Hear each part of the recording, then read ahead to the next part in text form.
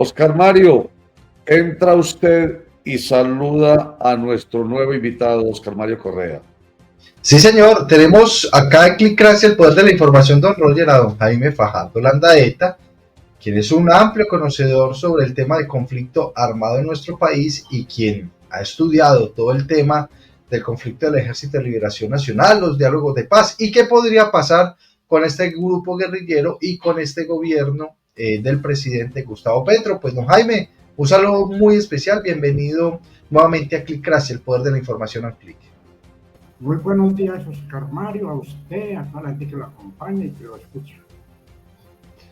Bueno, Jaime, hoy nos suscita esta entrevista porque hemos visto en los últimos días gran preocupación en el departamento de Antioquia, pero en especial en el país, por varias banderas que se han instalado del Ejército de Liberación Nacional, ELN. Acá, por ejemplo, en el departamento de Antioquia, las más recientes, en esos límites entre el municipio de Bello y Copacabana, en el norte del Valle de Aburrá, y en el municipio del Retiro, que ha generado alarma y especialmente preocupación en la comunidad. Don Jaime, ¿qué significado tiene la instalación de estas banderas? ¿Qué busca este grupo guerrillero con este tipo de actos? Porque no son actos terroristas en sí, pero sí que generan zozobra, que generan intimidación, preocupación en la comunidad. Es eso lo que usted plantea, Oscar Mario, lo que decía el ELN. El ELN ataca en los puntos en los cuales se ha consolidado, tiene fuerza, el Catatumbo, el sur del país, el Chocó, y en otros hace actividades de propaganda como estas y otras. Además de eso, de que desarrolla confinamientos, desplazamientos. Es una estrategia integral, donde en unos territorios hacen unas cosas, en otros hacen otras, o combinan diversas acciones según los territorios y capacidad que tenga. No es que tenga gran presencia, que claro, para colocar una bandera o algo de eso, no necesita más de 2 personas. Y eso, pero genera temor, genera miedo. La gente empieza a decir, aquí está el ELN, mire la bandera, mire el problema, ahí lo tenemos. Además de eso, de que hay que decir, a algunos medios les interesa difundir este problema y generar incluso mayor inconformidad ante la postura que tienen frente al gobierno. Y el gobierno cada vez comete más errores en estos procesos de paz. Hoy de la paz total, no hay nada, no queda nada. Quedan algunas mesas por ahí, pero no se ha llegado a ningún acuerdo. Así que cuando vemos lo que pasó con la mesa de las elecciones de la FARC en el suroeste, en el sur del país, que efectivamente se tiene unos delegados. Pero sí, pues entremos en la pregunta que usted me hace. Es la estrategia del ELN. El ELN sabe que Petro no va a renunciar a la paz total, que Petro necesita un acuerdo, un diálogo con ellos, y que eso de que ya no vamos a dialogar no es cierto, porque ya demostraron muchas debilidades en los procesos de negociación que comenzaron en los 2 años anteriores, y ya el ELN ha evaluado todo esto. El gobierno tiene que ser muy claro en estas cosas. El gobierno tiene que volver a recuperar los territorios que entregó porque así fue, en una falsa tregua y cese al fuego que no se cumplió. Lo cumplió las fuerzas militares, pero el ELN y las otras organizaciones no lo han cumplido. Entonces ahora emplea la táctica de generar zozobra, inquietud, desprestigiar más al gobierno, en cierta medida aliándose con los sectores opositores sin necesidad pues, de llegar a acuerdos, aliándose con los sectores opositores del gobierno para buscar desarrollar mayor, digamos, credibilidad por parte de la ciudadanía en estas acciones del gobierno. Doctor Jaime Fajardo Landaeta, un placer saludarlo y tenerlo aquí en Clickracia, el poder de la información a un clic. A ver, el ELN tiene un sino trágico frente a las negociaciones, o el ELN es un tramoyero experto en dilatar negociaciones. ¿Cuál es su concepto? Desde que conocemos al ELN, hemos discutido con ellos en algunas oportunidades cuando yo fui delegado de algunas de estas organizaciones que se desmovilizó en el 91. El ELN no ha sido claro. El ELN mantiene una ruta de que tarde, que temprano la revolución va a tumbar. Eso, cualquier cosa, si sea muy difícil de soltar para ellos, consideran que son coyunturas que van a tener posibilidades de sobrepasarse. El ELN no tiene claridad frente a una negociación. El ELN no se ve en estos momentos planteando la política de movilizados, trabajando, digamos, por apertura democrática, trabajando por ampliar la Constitución del 91 y el Estado del Derecho. Además, porque ellos no creen mucho en la Constitución del 91. Hay unos problemas estructurales en el ELN que impiden que realmente lleguen a esa postura. Y el gobierno, solamente con el ELN, no con otras organizaciones, con las disidencias y todo, antes de sentarse en una mesa, no ha evaluado la perspectiva real de que esa mesa de negociación llegue a un feliz término, que implica generar una agenda y negociarla, pero también la desmovilización de fuerza. No lo evalúan. Tanto que yo me aterra cuando escucho a Era Grave que dice, no, eso es problema de entrega de armas, de moderación, lo vamos a discutir un momento terminado en la mesa, porque no va a ser reivindicación de entrega de armas. El proceso va a llegar a algo, como si fuera el 91, llegamos a la constituyente. Y como yo he tenido otros procesos muy interesantes, como también se perdió el tiempo en la época de desarrollo del futuro. Como decíamos en ese momento, yo era parte de una comisión de diálogo, encabezada parte de nuestro Oscar William Calvo, y decíamos, bueno, pero el presidente del Palacio en ese momento, bueno, ¿esto para dónde va? Entonces, Belisario un día cometió, me parece, un grave error, digo, no, para que la gente los conozca mejor a ustedes y sepan que no son lo que ellos piensan. Pero Oscar no, como metían en una mesa de negociación. Y entonces llegó, para que gustar, el M19 comete el grave error del Palacio de Justicia. Entonces, no pasa con el ELN.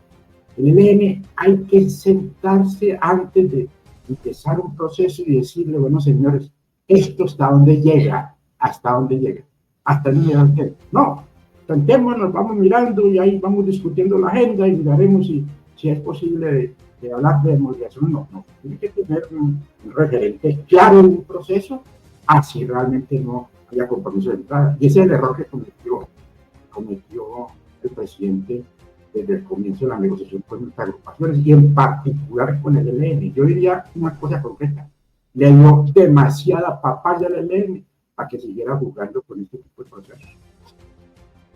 Doctor Jaime, acá también hay algo importante que analizar y es que se habla de un comando del Ejército de Liberación Nacional dividido, unos quieren una cosa, los otros quieren otra.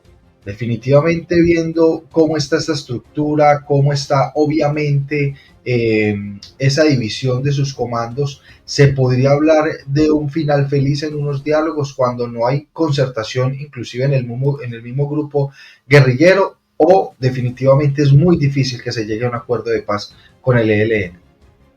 Sí, es muy difícil, pero hacía ya mucha división en una organización. Nosotros la tuve el M19, todas las organizaciones la tienen cuando andan en un proceso de negociación. El problema central está en que quien define a última instancia las decisiones en la organización está claro en que ese rumbo va a llegar a buen puerto. No necesariamente, al gobierno no le corresponde unificar al ELN, ni unificar a las disidencias, lo que le corresponde es que quienes se presenten como voceros de la organización o quienes estén al mando de la organización, digan, vamos para los procesos, lo vamos a poner todas. Más con Petro. Petro está planteando unas reformas que no tienen planteado en el país, que no solamente está esperando la negociación con la guerrilla para hacerlas.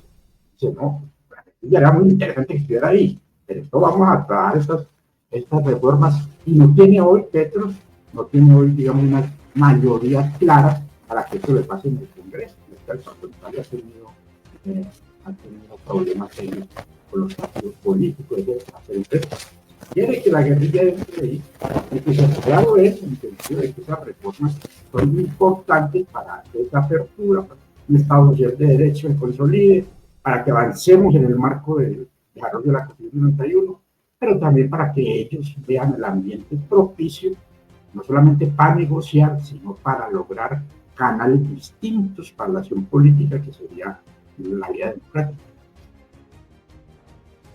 Doctor Jaime Fajardo, ¿es verdad, o según lo que usted conoce y la experiencia que usted tiene, que en el ELN no manda el costo, sino el que pone la plata? Le doy un ejemplo. En su momento, el Calabozalillo Buitrago al mando de alias Timoleón era el que le facturaba gran parte de los recursos al ELN. Hoy ya no aparece, por eso el temor del oriente antioqueño con la bandera que apareció, por ejemplo, en el Retiro.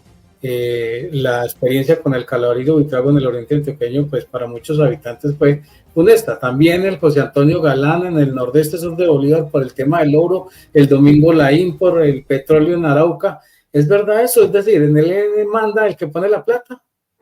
Pero es indudable que en esta organización y en otras, pero en esta organización en particular, cuenta mucho el problema de los recursos, cuenta mucho el problema del papel en la frontera con Venezuela y cuenta mucho el papel del gobierno venezolano.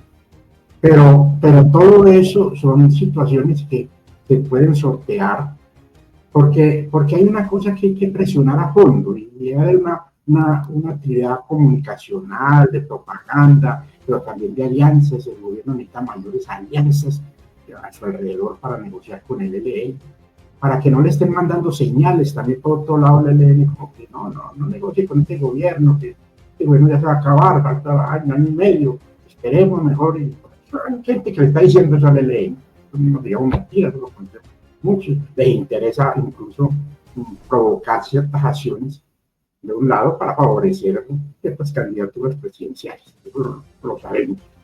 El problema radica, vuelvo a insistir, en que hay que trabajar con mucha gente en la sociedad colombiana para que el ELN se convenza. Esto no es solamente un problema de recursos, eso ni siquiera es el problema fundamental, de que el ELN, su perspectiva política, así demora muchos años, estaría en la defensa de la democracia, en la defensa de la ampliación del Estado Social de Derecho, y que la revolución en Colombia no es posible. Y no es posible por el entorno internacional desfavorable. Eso se logra en Colombia, y porque efectivamente si ellos siguen haciendo eso, lo que van a consolidar es un proyecto cada vez más opositor, más de derecha, y que están, digamos, favoreciendo estas estructuras.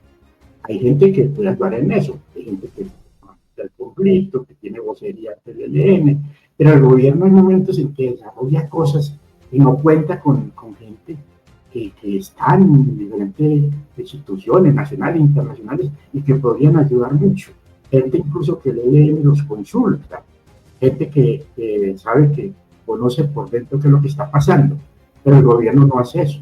Vuelvo a insistir, incluso algunos voceros del gobierno solamente quedan en esos canales superficiales. Y entonces Petro, en medio ya de una situación desesperada, como el Catatumbo, o como el Chocó, como el país, dice, no, rompemos negociaciones con el ELN, y no lo ha hecho en otros momentos donde, porque es que el paso, Javier, y permítame, le digo, esa primera declaratoria de tregua que hizo el gobierno en el 2022, a finales de año, trajo un problema, y es que eso le restó fuerza a la capacidad militar de las fuerzas militares.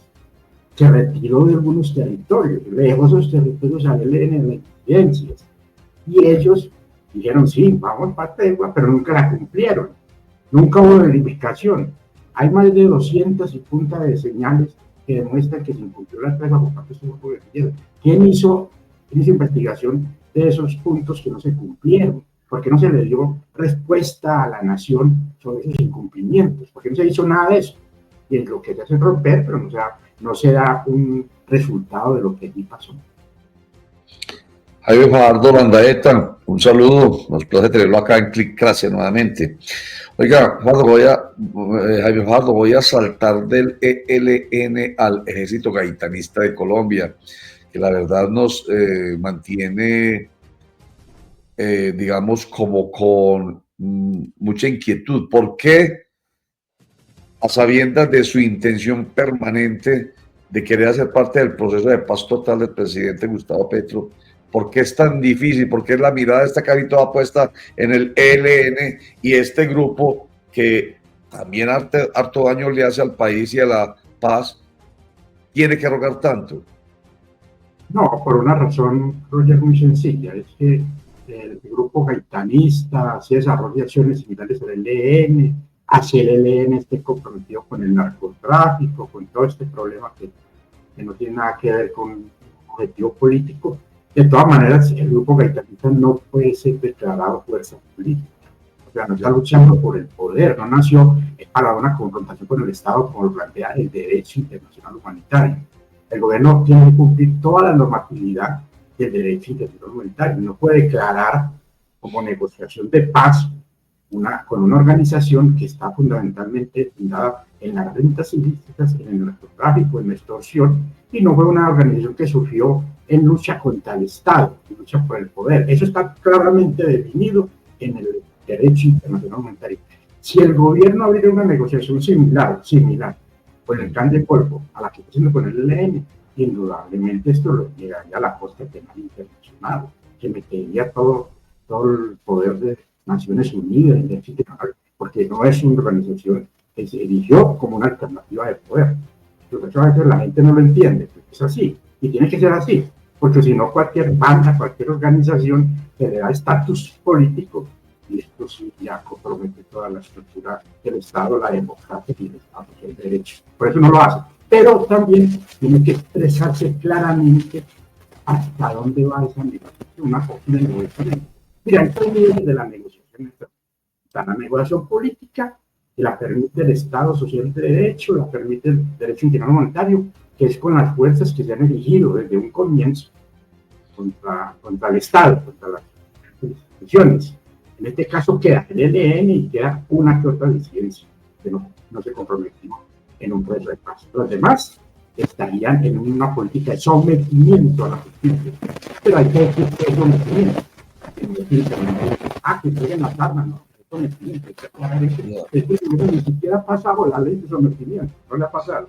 Y está el problema de los territorios. Son tres niveles de la política de paz y la política de paz. Pero bueno, no necesita bien eso. Desde el comienzo incluso no fue claro en diferenciar una de otra. Incluso cuando habló de esa vaina de tregua lateral en un diciembre, esto fue 2022, el gobierno no fue claro en señalar en que esa tregua no implicaba, digamos, darle carácter político a todo el mundo. Entonces hay incidencias que dicen que si no me negocia conmigo como fuerza política, yo no negocio, pero un negocio que no puede negociar, el gobierno no puede hacer eso. Sí. Oiga, Jaime, entonces, tenemos que tener en el radar que Ejército Gaitanista de Colombia, con este nombre, antes Autodefensa Gaitanista de Colombia, que se cambian la primera palabra, autodefensas, por ejército, con la intención de no parecerse a ningún grupo neoparamilitar.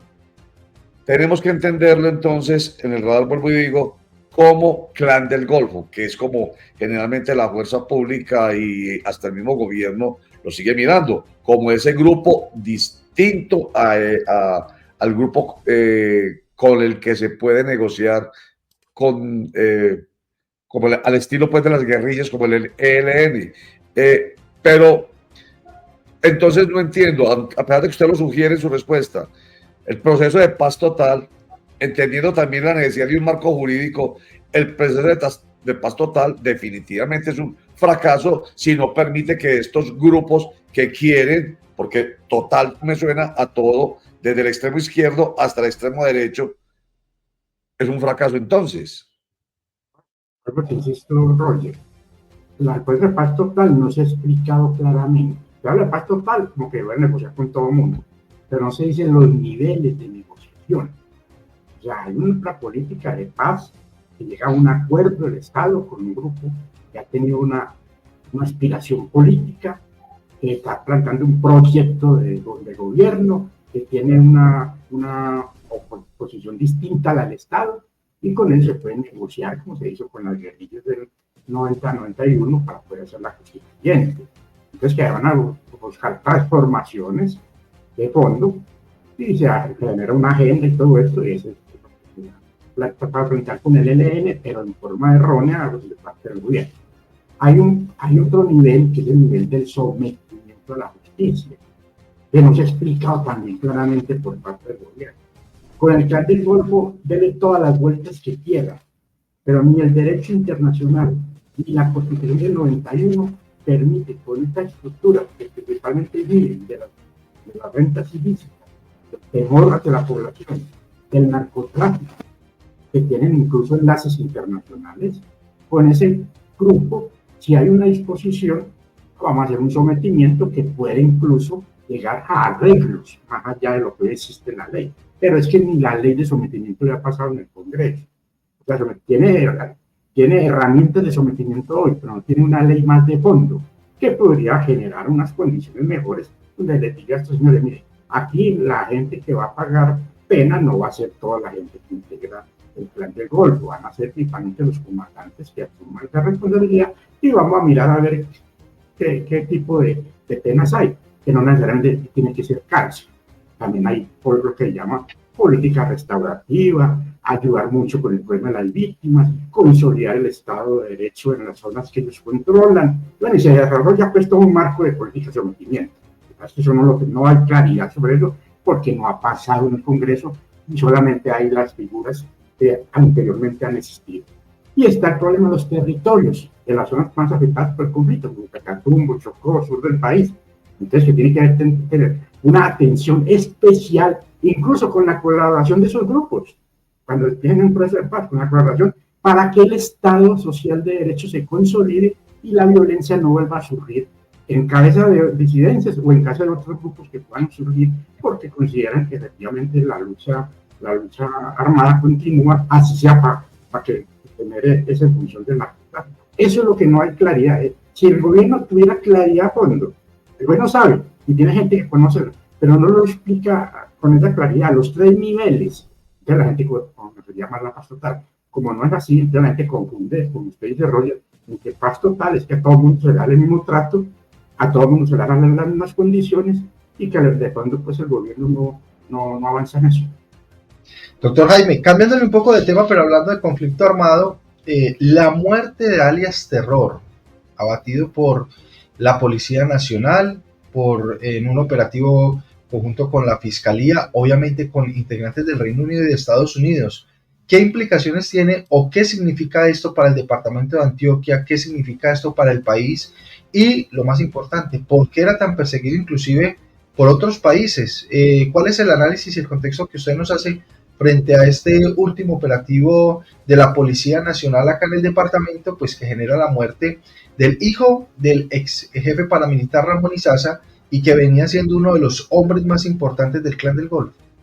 Bueno, este delincuente Terror es uno de los tipos de más experiencia en todos estos problemas de la violencia, sobre todo de la ejercida en el oriente antioqueño y en el Magdalena Medio. Ellos participaron en un proceso de negociación cuando se da el problema con los paramilitares, hicieron entrega de armas, pero nunca dejaron de delinquir. Pagaron los años que pagaron y salieron y continuaron de nuevo en todo esto, con el fracaso que hubo con la negociación con las autodefensas o los paramilitares. Y sobre todo tenían un elemento clave, que lo tuvo el papá y lo tuvo Terror, y es la vaina de una gran base social. Yo sé, porque siempre tuvieron la idea de consolidar, con el Estado, consolidar una gran base social. Que es lo que pasó en estos días cuando estuvieron tratando de mover el cadáver de él, cómo salió la gente pues, a tratar de frenar cualquier actividad que hiciera en contra de Terror, en el caso pues, de la comunidad del cadáver. Eso lo sabía el gobierno, este gobierno y los otros. 30 años o más de actividad delictiva, a pesar de lo joven que era. Entonces, eso lleva a concluir de que muchos factores que tienen que ver con la existencia de esta organización tienen que ver mucho también con la no presencia del Estado, con la legitimidad que han ganado en años estos actores armados, con la forma en que incluso lo que no hace el Estado lo hacen ellos. Bien saben que Terror y su padre, ese grupo que maneja, hacía unas acciones incluso agrícolas, de educación, hacía actividades propias de vivienda, muchas cosas que no entregó el Estado lo hicieron ellos, sabían cómo manejar eso, presupuestos, tuvieron un periodo, no diría cuánto trabajar, pero tuvieron un periodo en que ellos definían cuáles eran los alcaldes, concejales, diputados, eso pues era una cosa que todo el mundo conocía. Entonces, eso no se ha acabado. ¿Que ha cambiado? Sí. ¿El Estado ha logrado más reconocimiento? Sí. Pero no, eso es una cosa que viene de años y se ha consolidado por mucho tiempo. Pero por eso el golpe dado contra esta organización con la muerte y terror es un golpe muy significativo, bastante significativo. Además le muestra al gobierno Petro y a sus opositores que efectivamente militarmente sí es posible diezmar estas organizaciones y colocarlas en un mejor nivel de negociación. Porque es que uno también debe aprender de eso, de que usted no va a llegar a negociar con un grupo ilegal manteniéndolo en condiciones ventajosas frente al Estado y frente a las fuerzas militares. Para eso incluso todo esto va a enseñar de que efectivamente primero también hay que combinar muy bien la negociación con los grupos que hay en este tipo de grupos. Doctor Jaime Fajardo, uno, por lo menos yo pienso que lo más complicado de este tema de terror no la muerte, porque yo creo que él se la buscó al seguir delinquiendo, sino lo que se lleva de la verdad. Recordemos que el Magdalena Medio es la cuna del paramilitarismo en Colombia y sabemos en la historia que ha representado el paramilitarismo en la historia colombiana. Entonces, tanto alias Terror como Botalón, como su propio padre, que yo creo que ya tiene, digamos, unas consecuencias muy grandes, se han llevado una verdad muy grande sobre el origen de ese paramilitarismo. ¿Usted qué piensa sobre ese asunto? No, Javier, eso puede ser cierto, pero hay que observarlo de otra forma. Hoy, la Fiscalía General de la Nación, la institucionalidad, tiene suficiente información para llamar a juicio tanto a ejecutores como a financiadores o a aquellas fases de apoyo de este tipo de organizaciones. Esa información hay reportando desde muchos años atrás, incluso en la época del paramilitarismo. Se trató de entregar toda la información para desmantelar totalmente esta estructura. Hay esa información. Y los diferentes fiscales han hecho caso de ellos. ¿Por qué? Porque esto compromete unos intereses políticos, económicos, sociales, e incluso el apoyo de otros países a lo que ha sido la violencia en Colombia. Pero tenía una gran alianza con terratenientes, con empresarios, con gente de mucho poder en esta zona, que le ayudaban realmente a las instituciones. Y ya lo hacen de esta forma, es tal la forma que lo hacen, que es casi que imposible, digamos, lograr llegar a esa forma en que hacen el apoyo. Pero la información que se ha acumulado es mucha. Bueno, que tienen hoy sobre este problema del paramilitarismo, de estas organizaciones, de las disidencias de la FARC, es mucha. Pero hay presiones de ellos, hay intereses económicos y políticos de los cuales depende incluso hasta el 2016, que no permiten que las organizaciones actúen. Esperemos que esta fiscalía haga todo esto.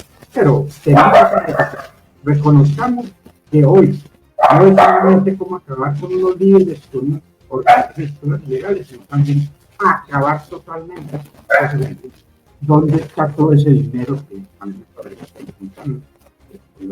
Muy bien. Ese dinero está en el sector financiero. Jaime Fajardo Landaeta, analista del conflicto. De nuevo, gracias por estar con nosotros, porque como analista del conflicto y como conocedor del mismo, nos ayuda a entender. Cada vez que hablamos con usted, nos queda mayor claridad. A mí hoy me queda absoluta claridad frente a las dudas que he tenido siempre respecto del Clan del Golfo y el Ejército Gaitanista de Colombia. Y, obviamente, el contexto del proceso de paz total del presidente. Muchísimas gracias, Jaime. Muy querido por estar con nosotros nuevamente. Bueno, es un gusto. Hasta luego, Roger. Mucha suerte. Mil gracias.